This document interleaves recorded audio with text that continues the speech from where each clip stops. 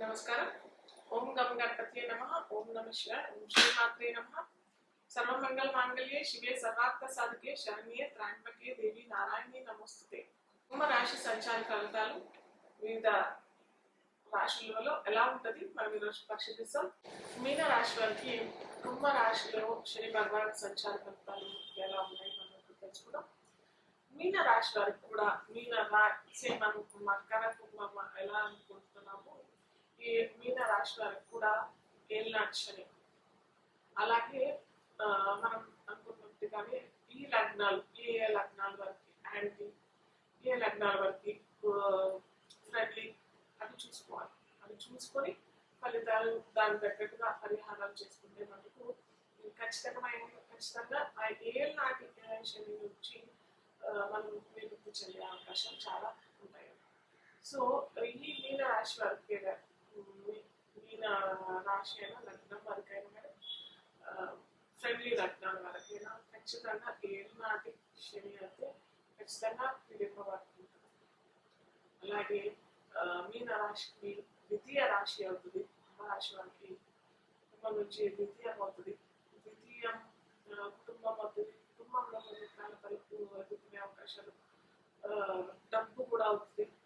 దాచుకున్న డబ్బు అవుతుంది ద్వితీయం కాబట్టి దాచుకున్న డబ్బు పరాయణ సొమ్ము అయ్యే అవకాశం చాలా ఎక్కువగా ఈ సంవత్సరం అవుతుంది. కాబట్టి ముందరగానే మీరు ఎక్కడన్నా దాన ధర్మాలు ఏదైనా వర్గనే చేసుకోలేకపోతే ఏదైనా ఓల్టేజ్ ఉన్నట్టు కొద్దిగా ఫస్ట్ రాగానే మీకు ఏదన్నా జాబ్లో ఉన్నట్టయితే జాబ్లో ఫస్ట్ మీకు శాలరీ రాగానే ఒక 5% 10% డొనేట్ చేసుకుంటే చాలా మంచిది. ఎందుకంటే ఖచ్చితంగా వెళ్ళిపోతుంది. మీరు 5-10% దానం చేసుకోకపోతే 20% 30% ఇలా పోనశ్రీ భగవాన్ లాగేసుకుంటాడు. కాబట్టి ఖచ్చితంగా ముందరగానే మీరు చేసుకున్నారు అనుకుంటే ఓహో ఈ జాతర ముందరగానే చేస్తున్నారు, మనం చూసి ఆచితూచి వీళ్ళ నుంచి తీసుకోవాలి. కాబట్టి ఇంకో ఏదైనా విధంగా తీసుకునే అవకాశాలు ఉంటాయి. కాబట్టి అది కొద్దిగా బ్యాలెన్స్ అయిపోతుంది. సో ఈ మీన రాశి వారికి ఏంటంటే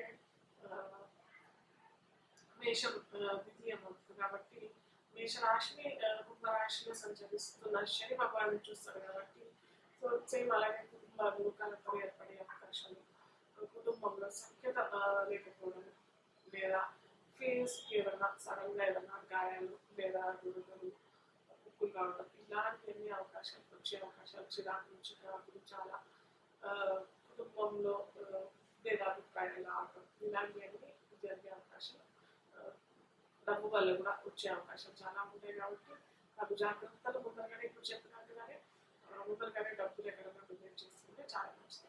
అలాగే కుంభరాశి నుంచి సింహాన్ని చూస్తారు. కాబట్టి మీన రాశి వారికి షష్టం అవుతుంది. కాబట్టి షష్టం రుణ రోగ శత్రువు మీద ఉంటుంది. కాబట్టి మళ్ళీ ఫ్రెండ్లీ లగ్నాల వారికి అయితే ఇది ఏమంటారు మంచి అవకాశం. లోన్స్ పొందడానికైనా కానీ దీర్ఘకాలికమైన రోగాలు ఉన్నాయి, ఆ వాటికి ఉపశమనం మెడిసిన్ లభించడం, లేదా ఏమంటారు ఏమన్నా దీర్ఘకాలికమైన రోగాలతో వారికి సడన్గా నయమైపోవడం, సడన్గా వారికి చికిత్స లభించడం ఇలాంటి అవకాశాలు చక్కగా ఉంటాయన్నమాట.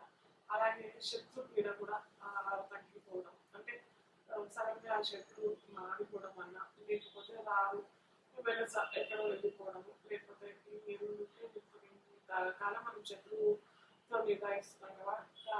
కాబట్టి అది తొందరగా లేదా ఏదైనా మధ్యవర్తిత్వం కమ్యూనికేషన్ వల్ల అది బ్యాలెన్స్ అయిపోవడం ఇలాంటి అవకాశాలు జరిగే అవకాశాలు అది ఫ్రెండ్లీ అయితే అవుతాయి. అదే యాంటీ అయితే మనకు ఖచ్చితంగా నేను చెప్పుకునేది మనం చెప్పుకున్నాము నా రోగ శత్రుపీడ ఎక్కువగానే ఎదిగే అవకాశాలు చాలా చాలా ఉంటాయి.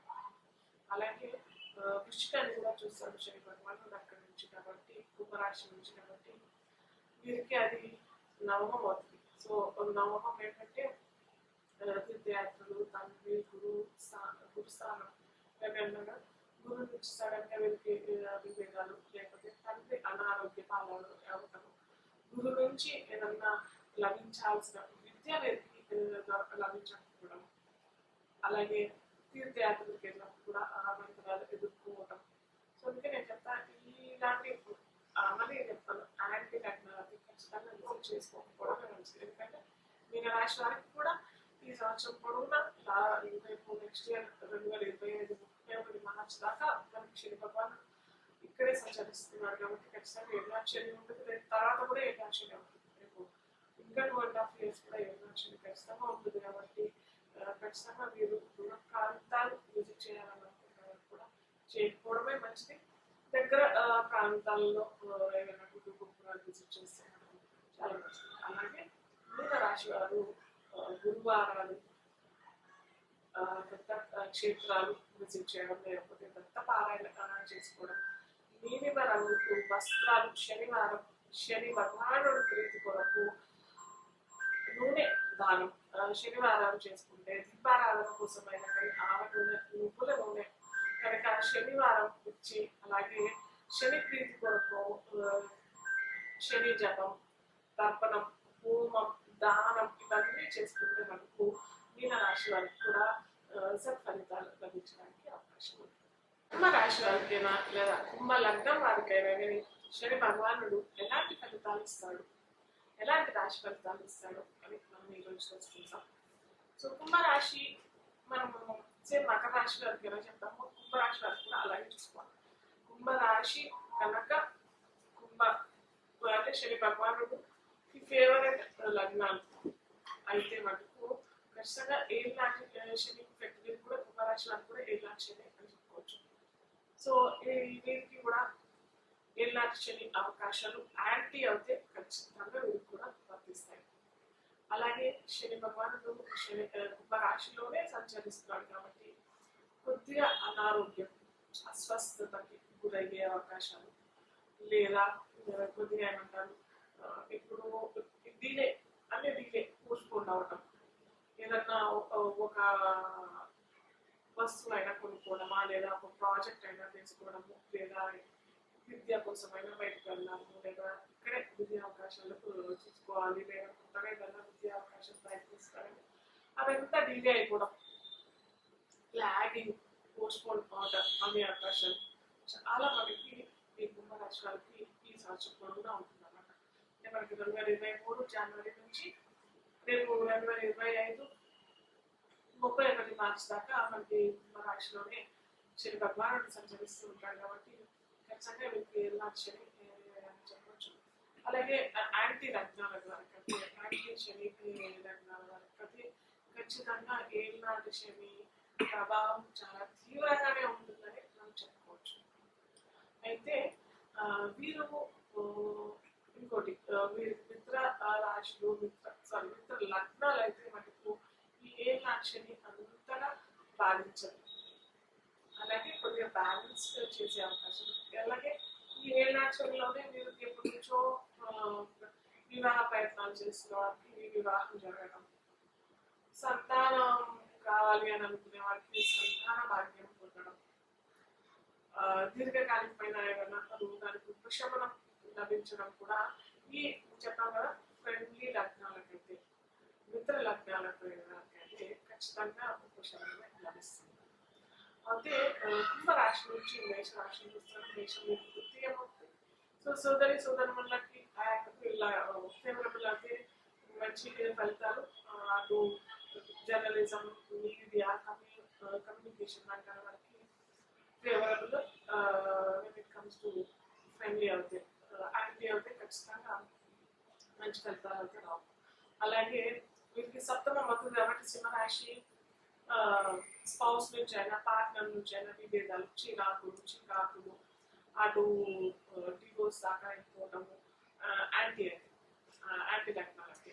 అలాగే ఫ్రెండ్లీ అయితే కొద్దిగా చిన్న విభేదాలు, మళ్ళీ రోజు మొత్తం కొట్లాడుకోవడం, రాత్రి కలిసి సరిగ్గా ఉండడం, లేకపోతే రాత్రి కొట్లాడుకోవడం, తెల్లారి అంత సెట్ అయిపోవడం, ఇలాంటి చిన్న ఛాన్సెస్ ఎక్కువ ఉంటాయి.